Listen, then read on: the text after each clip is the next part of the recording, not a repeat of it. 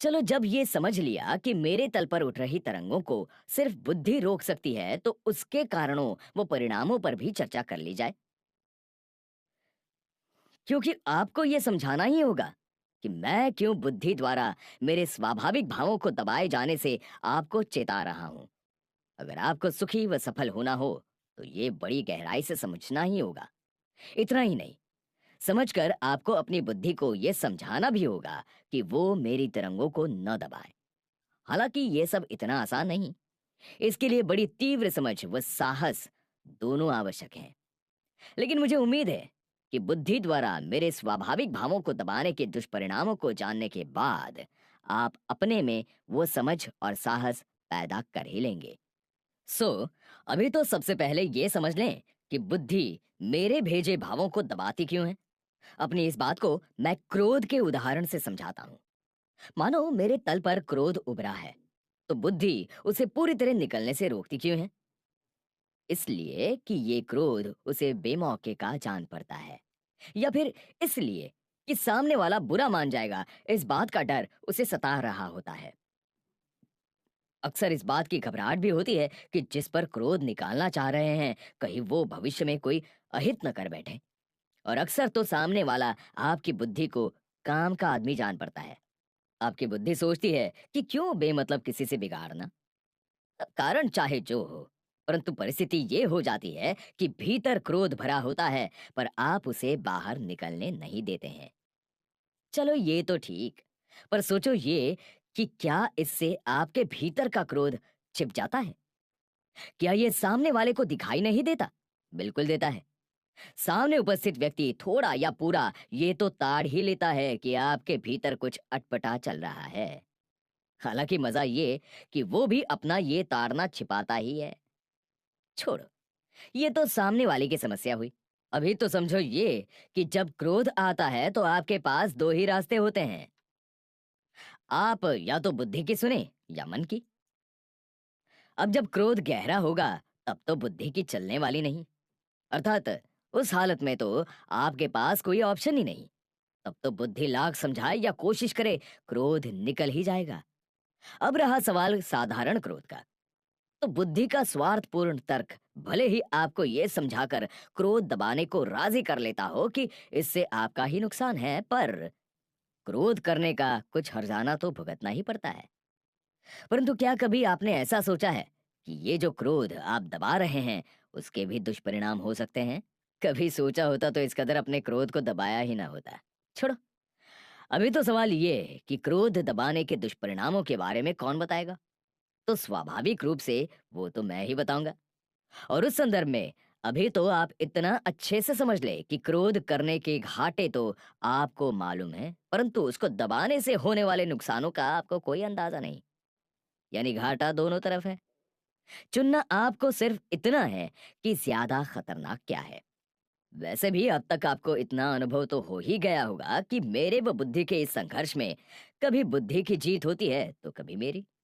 और कहने की जरूरत नहीं कि इसी से आपका जीवन हिचकोले खाता रहता है।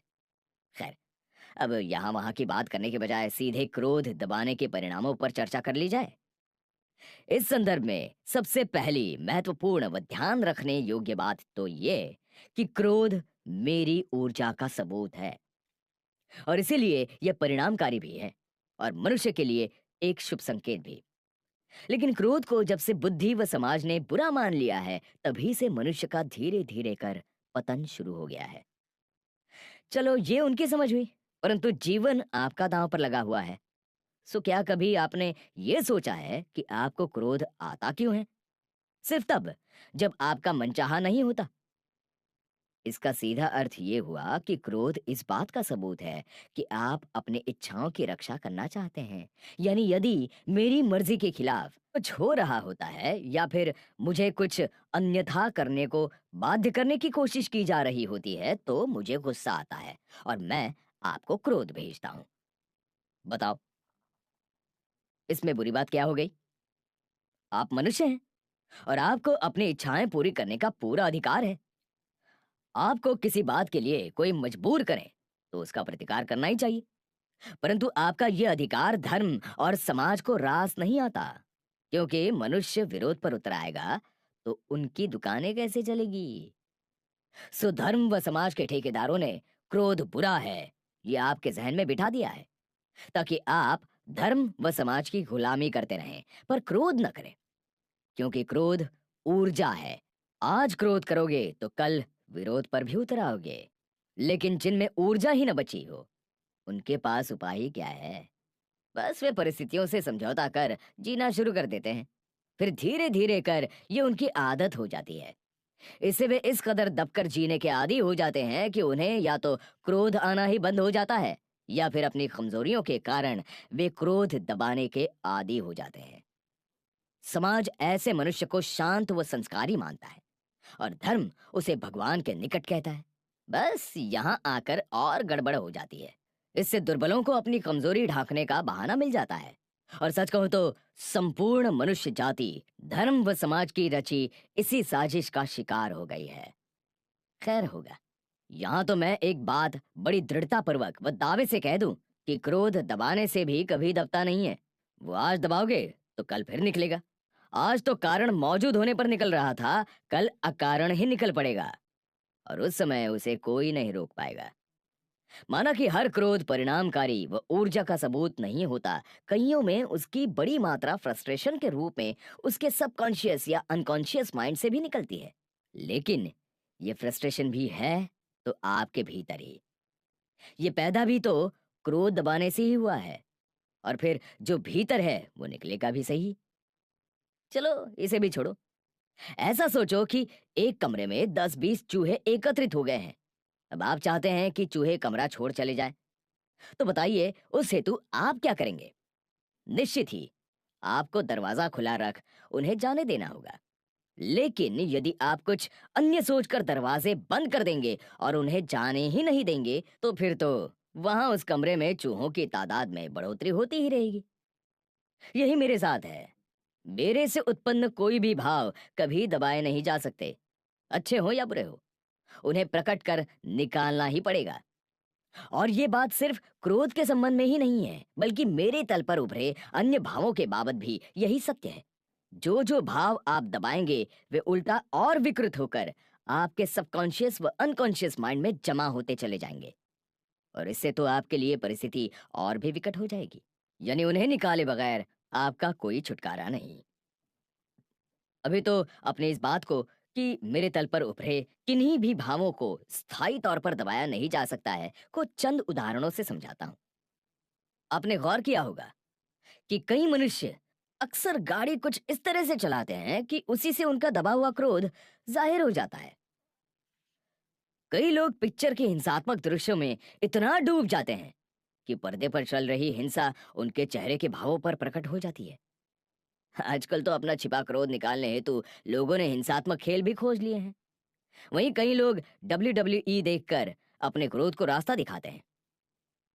ये सब और कुछ नहीं, बस आपका दबा क्रोध ही बाहर निकलने का रास्ता खोज रहा है और इसी चक्कर में आप बैठे बिठाए हजारों तरह की ऐसी मूर्खताएं करने पर मजबूर हो रहे हैं। अब अक्सर देखना कि यदि सड़क पर कोई झगड़ा चल रहा होता है तो भीड़ स्वाभाविक रूप से वहां एकत्रित हो जाती है। सबके भीतर बड़ी आशा व उम्मीदें स्पष्ट देखी जा सकती है। निश्चित ही भीड़ इस उम्मीद से जुटी होती है कि कोई जोरदार मारपीट देखने को मिलेगी। मजा तो ये कि कभी दोनों शांत पड़ते नजर आ जाते हैं तो भीड़ शांत करने के बहाने उन्हें और उकसा देती है। ऐसे में यदि कोई समझदार व्यक्ति वहां आ जाता है और समझा बुझाकर दोनों का झगड़ा शांत कर देता है तो भीड़ बड़ी मायूस हो जाती है, बड़े दुखी मन से घर की ओर लौटती है। ये मायूसी क्या है? आपके दबे क्रोध को बाहर निकलने की जगह नहीं मिली, उसी बात की ये मायूसी है। जरा सोचे, क्रोध दबाने के चक्कर में आप किस स्तर तक गिर गए हैं कि दो व्यक्तियों के झगड़े में भी आपको मजा आने लग गया है। क्या तो आपका सभ्य समाज व कैसे तो आप सभ्य। और मजा ये कि आपका ये हाल सभ्यता दिखाने हेतु क्रोध को दबाने के कारण हुआ है। क्या यही आपकी वो बुद्धि है जिस पर आप इतराते फिर रहे हैं? खैर होगा। अभी तो ये बता दो कि इसी तरह आपकी दबी हुई कामनाएं भी निकलती हैं। वैसे तो कामनाएं ही क्यों, अन्य भाव भी मौके बेमौके ठीक इसी तरह रह रहकर निकलते ही रहते हैं। और इन सभी दबे भावों का रह रहकर अपने विकृत स्वरूपों में बार बार निकलना सिवाय इनके आपके सबकॉन्शियस व अनकॉन्शियस माइंड में भरे होने के सबूत के अलावा और क्या है? वैसे तो ये इस बात का भी सबूत है कि मेरे तल पर कोई भाव कभी स्थायी तौर पर नहीं दबाए जा सकते हैं। उन्हें आप आज दबा रहे हैं तो कल निकाल रहे हैं, पर निकाल जरूर रहे हैं। चलो इसी बात को एक और उदाहरण से समझें। एक बूढ़ा आदमी सड़क पर जा रहा है। अचानक उसका झोला गिर जाता है। एक अच्छे नागरिक की तरह कोई उसे उसका झोला उठाकर दे देता है, उसे सड़क भी पार करवा देता है। बस सड़क पार करते ही बूढ़ा अपनी धुन में ऐसे आगे बढ़ जाता है कि धन्यवाद तक कहना भूल जाता है। बस यहीं से खेल जमता है। अचानक उस व्यक्ति को बुरा लगने लगता है, सोचता है कैसा आदमी है, धन्यवाद तक नहीं कहा। कमाल ये कि उसने जब झोला उठाकर दिया था तब ये कामना उसके मन में नहीं थी, फिर ये आई कहां से? निश्चित ही ये उसके अनकॉन्शियस में दबी पड़ी थी। मौका देख निकल आई। वैसे ही कई बार आपने अनुभव किया होगा कि कोई दुखियारा आपसे मदद मांगने आता है। आप एक दयालु की तरह उसकी मदद कर देते हैं, बात आई गई हो जाती है। लेकिन फिर जब दोबारा उस व्यक्ति से मुलाकात होती है तो अनजाने ही आप उससे कोई विशिष्ट व्यवहार की उम्मीद कर बैठते हैं। ये भावना आप में मदद करते वक्त कतई नहीं थी। निश्चित ही ऐसी सारी उटपटांग इच्छाएं आपके अनकॉन्शियस में दबी होने के कारण प्रकट होती रहती है। लेकिन सवाल ये कि ये सब आपके अनकॉन्शियस में आती कहां से हैं? सीधी बात है, मौके बेमौके क्रोध दबाने से। आपको यही बात मैं कुछ और अनूठे उदाहरणों से समझाने की कोशिश करता हूं, क्योंकि मैं चाहता हूं कि ये बात आप अच्छे से समझ लें कि मेरे तल पर उपजे कोई भाव स्थायी रूप से दबाए नहीं जा सकते हैं। दबाने से ना सिर्फ वे विकृत हो जाते हैं बल्कि गलत मौकों पर निकलते भी रहते हैं। एक बड़ी कंपनी का मालिक था। एक दिन उसका अपनी पत्नी से किसी बात पर झगड़ा हो गया, परंतु उसे ऑफिस जाने की जल्दी थी, सो वो झगड़ा अधूरा छोड़ चलता बना। अब जगह उसने भले ही छोड़ दी थी, पर क्रोध नहीं छोड़ पाया था। परंतु अब पत्नी सामने थी नहीं, तो निकाले किस पर? सो मजबूरी में वो क्रोध दबाए हुए ही ऑफिस पहुंच गया। उधर ऑफिस पहुंचते ही उसके दबे क्रोध को निकलने की जगह मिल गई। रिपोर्ट देने आए मैनेजर को उसने दो चार जबरन गलतियां ढूंढ डांट दिया। मैनेजर को अपनी गलती तो समझ में नहीं आई, पर मालिक के सामने क्या कह सकता था। बस चुपचाप मन में दबे क्रोध के साथ केबिन से बाहर निकल आया। अब क्रोधित तो वो था ही। बस अपने केबिन में पहुंचते ही उसने अकाउंटेंट को बुलवाया। हिसाब के पन्ने यहाँ वहां कर उसने उसे बेवजह डांट दिया। अकाउंटेंट का माथा ठनक गया। उसने अपनी बैठक पे जाते ही चपरासी को बुलवाया। अब चपरासी को डांटने के लिए किसी वजह की भी क्या आवश्यकता। उसने उसे अच्छे से डांट पिला दी। बेचारा चपरासी चुपचाप अपमान के ये घूंट पी गया। पर घर पहुंचकर वो अपने पर काबू न रख सका। उसने अकाउंटेंट का क्रोध अपनी पत्नी पर निकाल दिया। पत्नी का सर चकरा गया। उसने जाकर अपने बच्चों को डांटा, फिर मारा। बच्चे हतप्रभ रह गए। बस उन्होंने संध्या खेलते वक्त मोहल्ले के अन्य बच्चों से अकारण झगड़ा कर लिया। यानी कंपनी के मालिक और उसकी पत्नी के बीच रह गया अधूरा झगड़ा जाकर दूसरे मोहल्ले के बच्चों में हुई आपसी मारपीट के साथ समाप्त हुआ। जरा गौर करें कि आप जब भी किसी पर क्रोध करते हैं तो क्या उस समय उस व्यक्ति की कोई गलती होती है? और यदि होती भी है तो उसकी गलती एक होती है और क्रोध आप उस पर 10 निकाल देते हैं। अब सवाल ये है कि ये 9 अतिरिक्त क्रोध आया कहां से? निश्चित ही ये भीतर दबा पड़ा था, निकल गया। क्रोध के बाबत एक और चीज जान ले। अक्सर आपके दबाए क्रोध का अधिकांश हिस्सा उसी पर निकलता है जिसके विरुद्ध आपने दबाया हुआ है, लेकिन गलत मौके पर व गलत समय पर, जब उसकी गलती ना हो तब। इससे और कुछ नहीं तो आप पागलों में जरूर गिने जाते हैं। और ऊपर से मजा ये कि जब अकारण किसी पर क्रोध निकाला है तो पीछे से पछताते भी हैं। ये पछताना फिर क्रोध उत्पन्न कर देता है। तब आप ये मानकर स्थिर नहीं हो जाते कि चलो जो हो गया सो हो गया। यदि ऐसा मान लें तो भी क्रोध पर नियंत्रण पाना शुरू कर देंगे, लेकिन नहीं। आपकी बुद्धि आपको समझा देती है कि पछता लिए, बात धुल गया। कुछ नहीं धुला। मेरी भाषा सर्वथा अलग है। वहां तो पछता कर आपने फिर नया बेवजह क्रोध करने की जगह बना ली, क्योंकि आपका उससे अकाउंट सेटल हुआ ही नहीं। मेरे तल पर न सिर्फ क्रिया की प्रतिक्रिया होती है, बल्कि प्रतिक्रिया की फिर क्रिया भी होती ही रहती है। छुटकारा तो सिर्फ एक बात समझकर हो सकता है कि जो है उसे निकाल दो, और जो हो गया उसे भूल जाओ। उपरोक्त बात को भी एक उदाहरण से ही समझाता हूँ। एक संयुक्त परिवार में दो भाई रहते थे, और दोनों की उम्र में करीब 15 वर्ष का फासला था। बड़ा भाई जो कि नौकरी करता था, सो संध्या में थके हुए ही घर आता था। उधर छोटा जो अभी बच्चा था, को भैया के घर लौटते ही शरारतें सूझती थी। अब उसकी शरारतों पर बड़े भाई को क्रोध तो बहुत आता था, परंतु बुजुर्गों के डर से वो अपना ये क्रोध दबा जाता था। छोटे भाई को कभी डांटता नहीं था। लेकिन एक दिन मामला उल्टा हो गया। भाई जब ऑफिस से घर आया तो घर पर सिवाय उसके छोटे भाई के और कोई नहीं था। उधर चूंकि घर पे कोई नहीं है और भैया ऑफिस से थके हारे आए हैं, ये सोचकर छोटे भाई ने तत्काल बड़े भाई को पानी वगैरह के लिए पूछा। परंतु इधर बड़े भाई के दबे क्रोध के लिए तो आज से सुनहरा अवसर हो ही नहीं सकता था। बस पानी का पूछने पर भी उसने अपने छोटे भाई को पीट दिया। भला क्यों? बस वर्षों से दबे पुराने क्रोध को आज बरसने का मौका मिल गया था। और यही तो मैं कह रहा हूं कि जिस व्यक्ति के विरुद्ध आप क्रोध दबाएंगे, वो भी निकलेगा तो उस व्यक्ति पर ही। हाँ, गलत वक्त पर और बगैर कारण के, यानी विकृत होकर। तो फिर क्रोध दबाने का फायदा क्या हुआ? ऐसे बेवक्त के क्रोध निकाल निकाल कर ही तो आपके आपसी रिश्तों में खटास आ गई है। चलो, ये तो आप अच्छे से समझ गए होंगे। पर अब सवाल ये कि आपको क्रोध दबाना क्यों पड़ता है? तो क्योंकि क्रोध प्रकट करने से आपको निकट का नुकसान दिखाई देता है। लेकिन समझो ये कि इस कारण जो आपके आपसी संबंधों पर तलवार लटक जाती है, उसका क्या? चलो, आप शायद इन सब चीजों के और इस तरह से जीने के आदी हो चुके हैं, परंतु ये क्यों नहीं समझते कि इसके अलावा भी आपका दबाया हुआ क्रोध अन्य कई तरीकों से आपके प्राण ले ही रहा है। सबसे ज्यादा खतरनाक बात तो ये कि आपका वही दबा हुआ क्रोध रूपांतरित होकर चिंता, भय व ईर्ष्या जैसे उटपटांग भावों का स्वरूप धारण करता चला जा रहा है।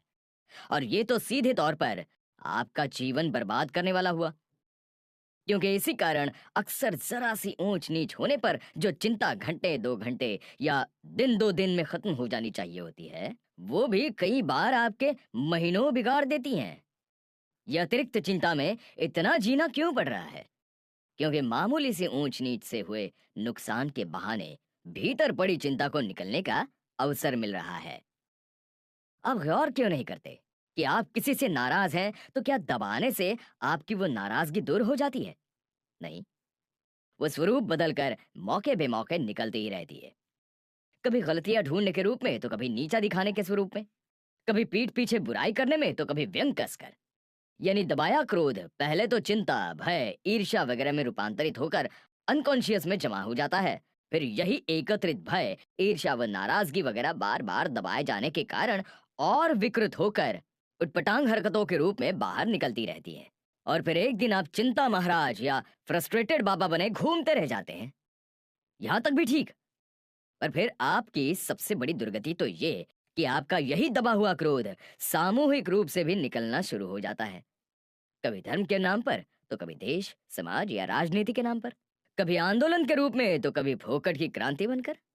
और ये कम पड़ता है तो आपके चतुरे व स्वार्थी धर्मगुरु और राजनेता अनेक लुभावने नारे देकर आपके इस दबे क्रोध का अपने स्वार्थ में इस्तेमाल कर लेते हैं। वरना मनुष्य को मनुष्य का दुश्मन होने की आवश्यकता ही कहाँ है? इस बात को मैं एक बड़ी घटना की साइको एनालिसिस करके समझाने की कोशिश करता हूँ।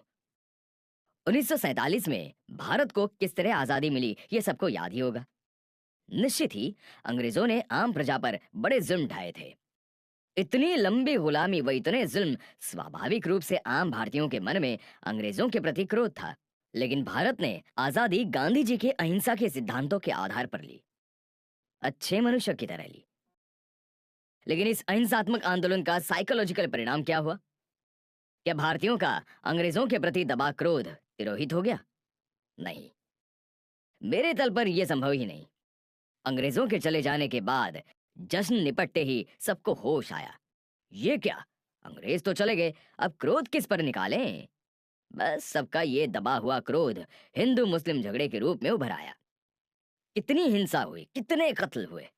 सदियों से साथ साथ रह रहे भाई भाई आपस में झगड़ पड़े। अतः यहां समझ ये लें कि बुद्धि की अच्छी बातें या उसके उच्च विचारों से मेरा कुछ लेना देना नहीं।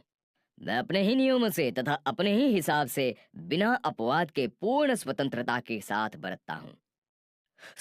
यदि उस समय भारत को आजादी लेनी ही थी और अगर वो भगत सिंह की तर्ज पर ले ली होती तो शायद ये हिंदू मुस्लिम झगड़े कभी ना होते। मजे की बात तो ये कि जितनी हिंसा का प्रदर्शन भारतीयों ने आपस के झगड़े में किया, उतना अंग्रेजों के सामने कर दिया होता तो उससे कम हिंसा में उससे कहीं पहले वे लोग देश आजाद करा चुके होते। यानी मन में क्रोध था ही और आजादी लेनी ही थी तो पहले ही ले लेनी चाहिए थी। इससे कम से कम ये व्यर्थ का हिंदू मुस्लिम वैमनस्य भी भारतीयों की नस में न बस गया होता। कुल मिलाकर समझ लेना कि क्रोध दबाया नहीं जा सकता है। सवाल हिंसा उपद्रव या अराजकता का नहीं, सवाल अच्छे बुरे या सभ्यता असभ्यता का भी नहीं। सवाल तो मेरे नियम का है, जहां क्रोध दबाने के दुष्परिणाम आते ही हैं। शब्द या विचार कितने ही अच्छे पैदा कर लो, उसे पूरी दृढ़ता से अपना भी क्यों ना लो, परंतु उससे कुछ नहीं होता। यदि मनुष्य का पूरा जीवन इस कदर बिगड़ा हुआ है तो उसका मात्र व एकमात्र कारण यही है कि उसकी बुद्धि ने मुझे समझे बगैर बड़े ऊंचे ऊंचे विचार पैदा कर लिए हैं। आप मनुष्य को वे जंच भी जाते हैं, बेचारे नासमझीवश उसे अमल में लाने की कोशिश भी करते हैं और यहीं आकर सब फंस जाते हैं। अमल में लाएं तो मन उपद्रव खड़े कर देता है और न लाएं तो बुद्धि व समाज उसे गिल्ट पकड़ा देते हैं। बेचारा करे तो करे क्या, मैं बताता हूं। बस हिम्मत कर बुद्धि समाज व संसार को एक तरफ रखकर अपने मन की चिंता करें और उसी की रक्षा करें। बाकियों का तो नहीं मालूम, और इससे आपका सब कुछ जल्द ही ठीक हो जाएगा। चलो अपनी इसी बात को थोड़ा आपके आपसी रिश्तों का सहारा लेकर बताऊं। वो आपके ज्यादा निकट भी हैं और उसका सबको अनुभव भी है, उससे शायद आपको बात जल्दी समझ में आ जाए।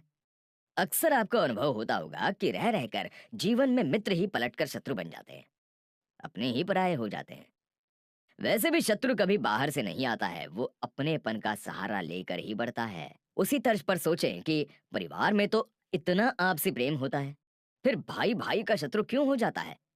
वहीं सोचे तो ये भी कि शादी के चंद वर्षों में ही पति पत्नी एक दूसरे के सबसे बड़े दुश्मन क्यों हो जाते हैं? और फिर आपके आपसी रिश्तों में कड़वाहट की बात यहीं थोड़े ही थम जाती है, बाप बेटों में अनबन हो जाती है, रिश्तेदारों में आपसे मनमुटाव हो जाते हैं, इतना सब कुछ हो जाता है और आपकी उच्च विचारों वाली बुद्धि कुछ नहीं कर पाती और ना ही कुछ कर सकती है, क्योंकि मनुष्य के इन सारे आपसी उपद्रवों का मूल यही है कि वो शर्म में या किसी सिद्धांत के कारण अपना आपसी क्रोध दबाए चले जा रहा है। बोलो ऐसा कि किसी को बुरा ना लगे, चाहे जो करो, पर वातावरण नहीं बिगड़ना चाहिए। बस इन जैसे हजारों तर्कों के चलते कोई एक दूसरे पर आया क्रोध नहीं निकालता है। इससे वो क्रोध विकृत होकर भीतर जमा होता रहता है और फिर एक दिन कोई छोटी सी बात पर भी भीतर जमा हुआ पूरा क्रोध एक साथ निकल जाता है, हो जाती है दुश्मनी, बढ़ जाता है दुराव। सो मेरी ये बात गांठ बांध लेना कि जिस परिवार में जितना अनुशासन है या जितनी बोलने या व्यवहारों पर पाबंदी है, आगे चलकर उतना ही वो परिवार बिखर जाता है। क्रांति हमेशा हिटलर शाही के खिलाफ ही होती है। मुगल शासन का ही उदाहरण ले, शासन अच्छे से चल रहा था, एक औरंगजेब आया, जोर जबरदस्ती की, बस मुगल शासन का ही अंत आ गया। यानी हर दबाने की प्रतिक्रिया होगी होगी और होगी। अतः मैं दृढ़ता से कहता हूं कि जिस परिवार में बोलने व अपना क्रोध व्यक्त करने की पूरी आजादी होगी, उस परिवार में छोटे मोटे झगड़े तो रोज होते रहेंगे, पर उनमें बड़े झगड़े कभी नहीं होंगे। उनका आपसी प्रेम कभी खत्म नहीं होगा। यही बात शासक के बारे में भी कही जा सकती है। जिस देश में अभिव्यक्ति की पूरी छूट होगी, वहां हिंसक आंदोलन कभी नहीं होंगे। क्योंकि जब मन में आए क्रोध को अभिव्यक्त करने की छूट है ही, तो फिर हिंसा की आवश्यकता ही कहां रह जाती है।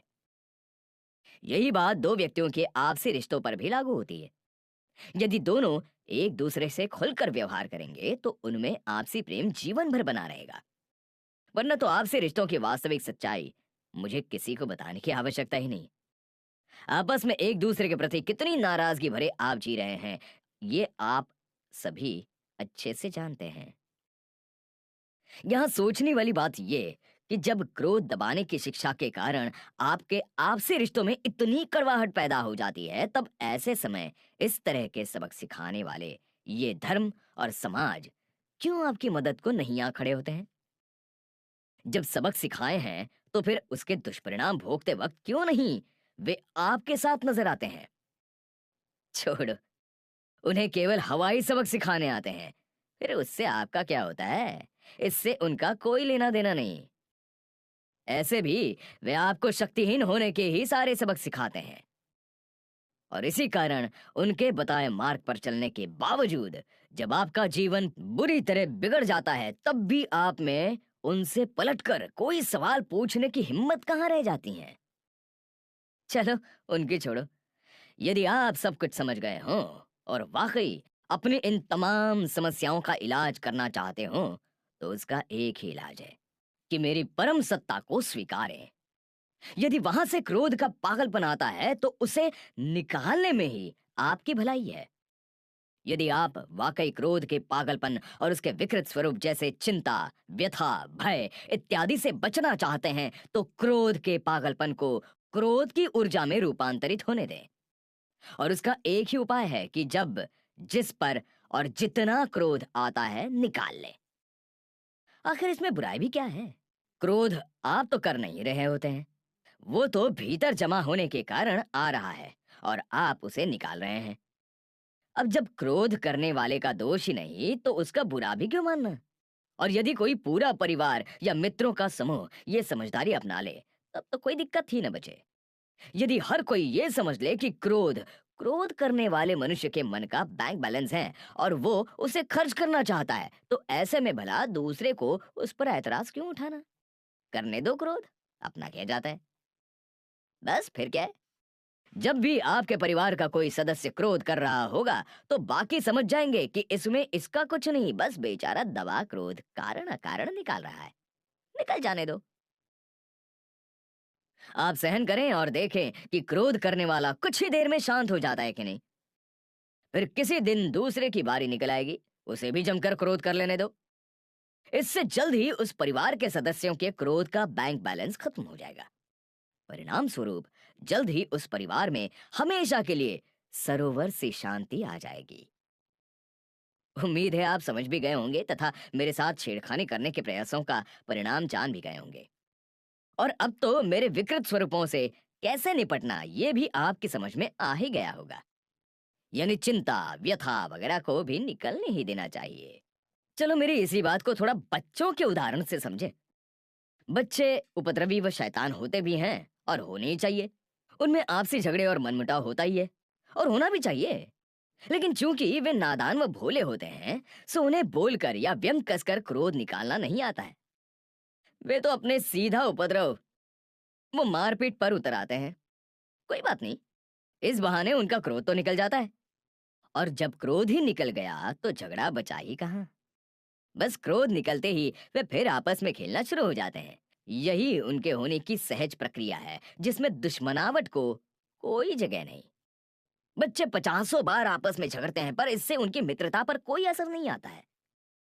उनके इस स्वभाव को उनका गुण समझने की बजाय बुद्धिमान मनुष्य उल्टा उन्हें यह समझा देता है कि ये लड़ झगड़ असभ्य परिवार के बच्चे करते हैं। सभ्य घर के बच्चे झगड़े या मारपीट नहीं करते।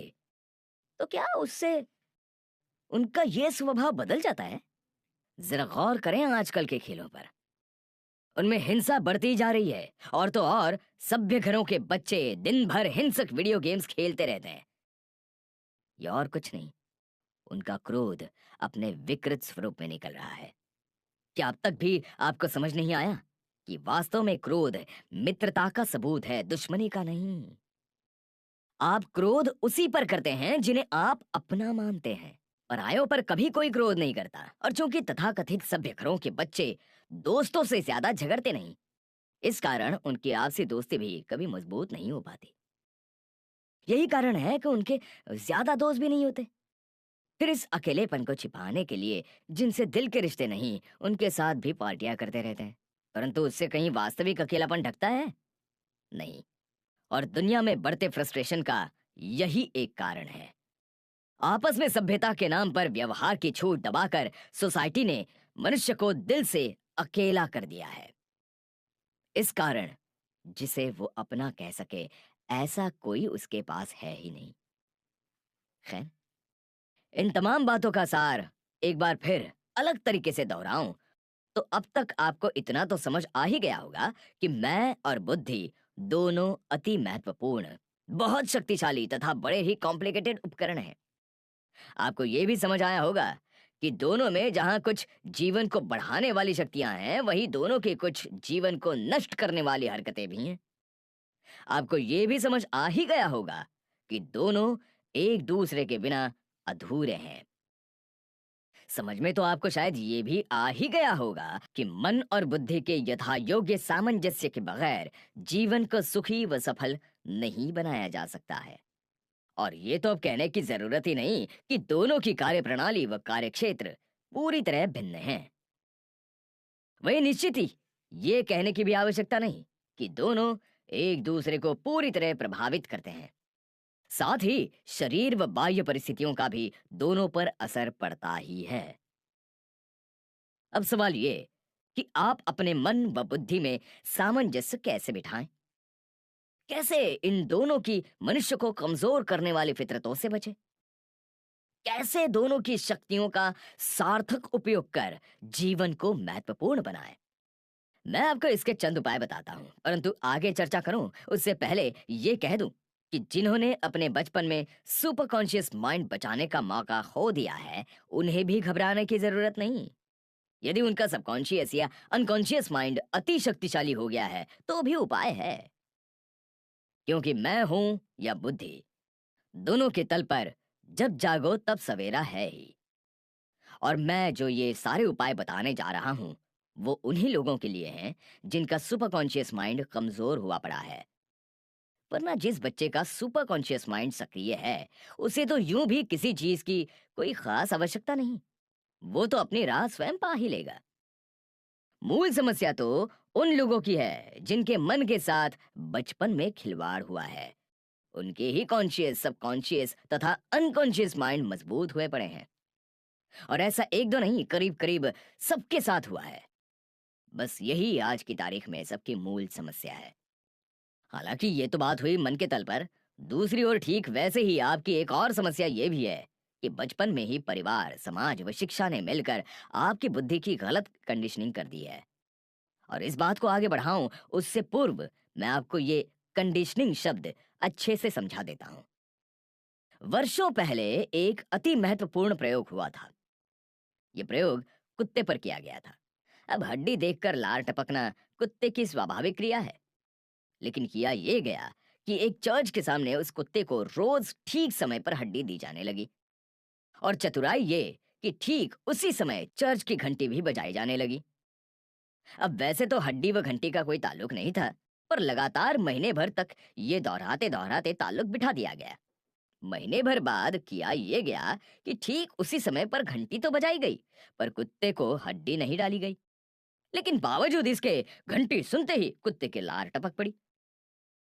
बस यही आपकी बुद्धि के साथ भी 3-4 वर्ष की उम्र से ही किया जा रहा है। आप जो कागज के खिलौने और मिट्टी तक से खेलकर खुश थे, सबने मिलकर आप में बड़ी बड़ी अपेक्षाएं जगा दी। आप इंसान पैदा हुए थे, आपको मशीन बना दिया। आप स्वतंत्रता से जी रहे थे, आप में कब क्या व कैसे करने का ज्ञान भर दिया। और आप दौड़ पड़े।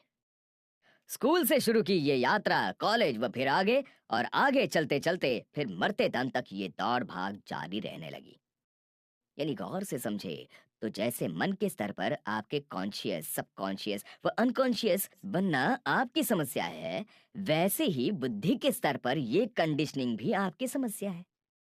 और इन दोनों का इलाज एक ही है। जी हाँ, और उसी को साइकोलॉजी कहते हैं।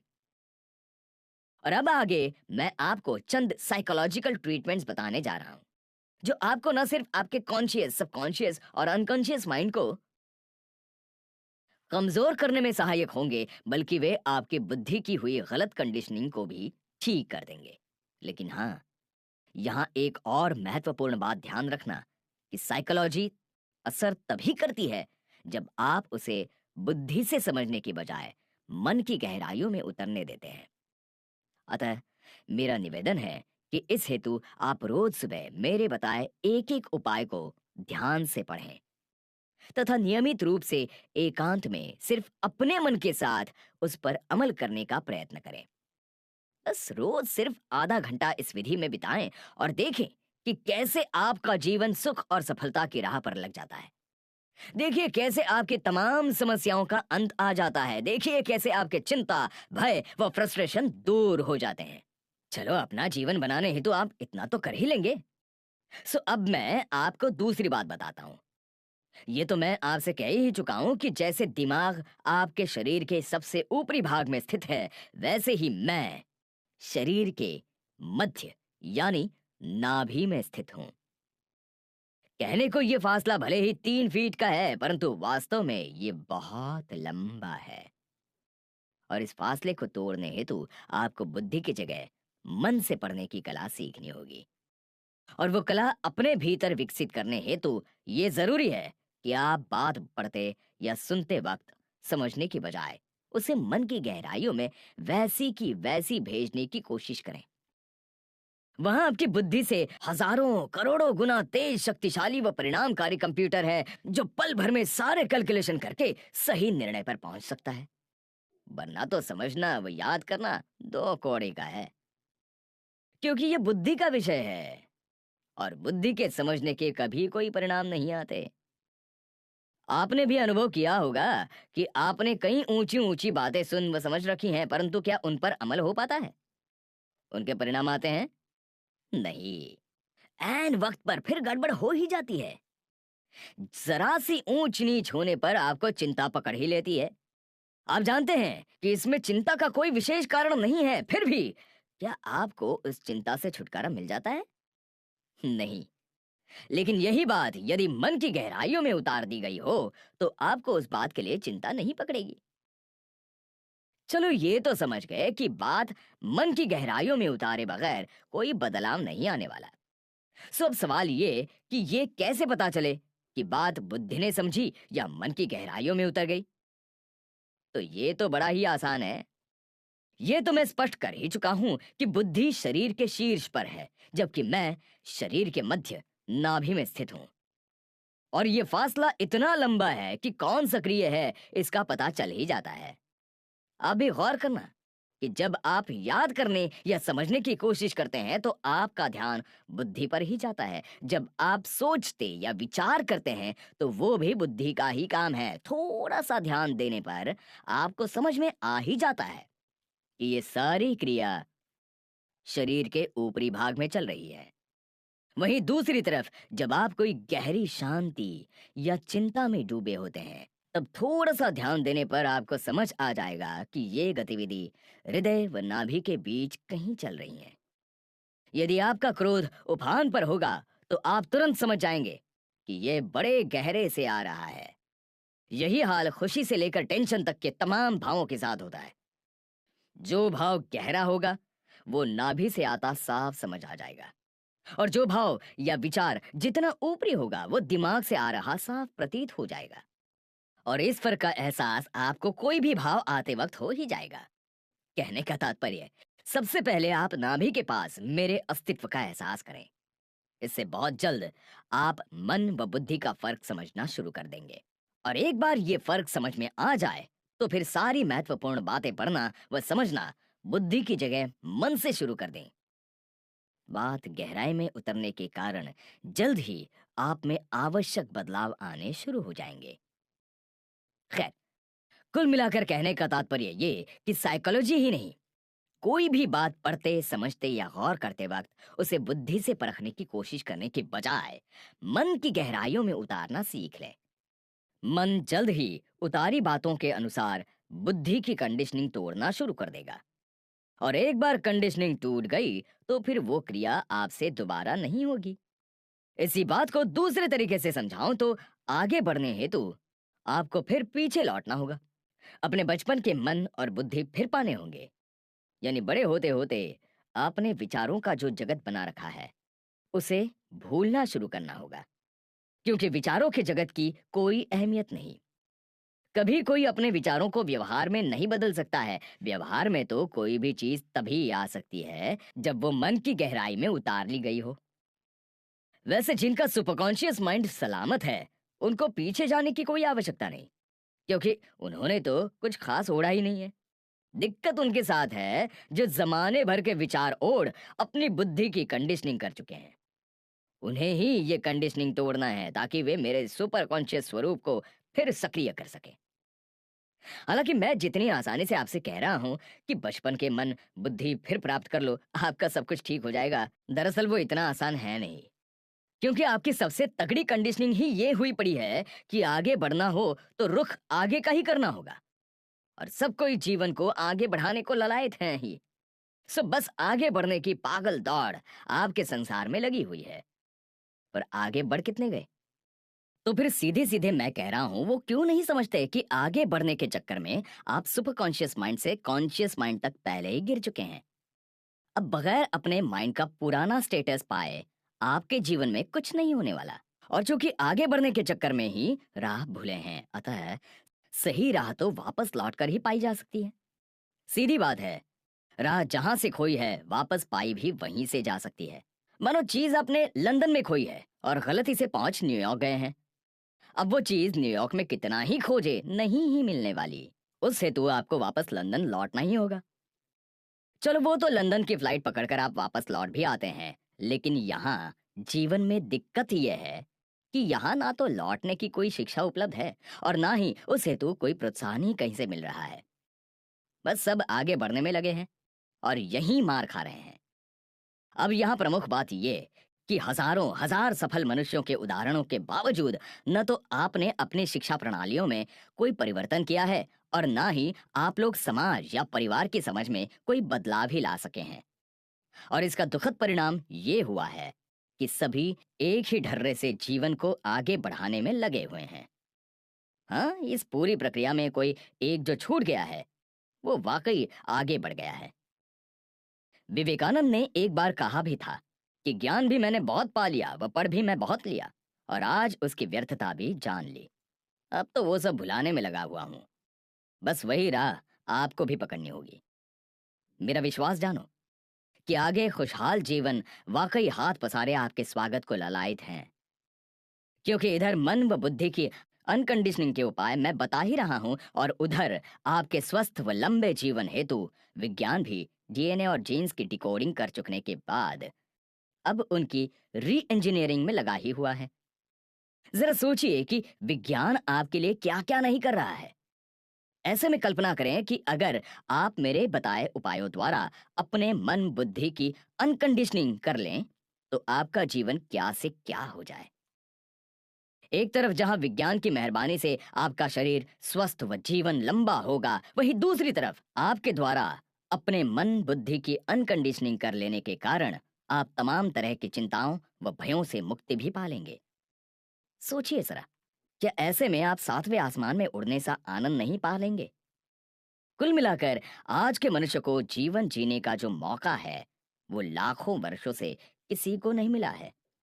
उम्मीद करता हूं कि आप इस मौके को पूरी तरह जरूर भुना लेंगे, और इसी उम्मीद के साथ मैं आगे मेरे तल पर उठ रही विकृतियों तथा उनके कारणों पर चर्चा प्रारंभ करूंगा।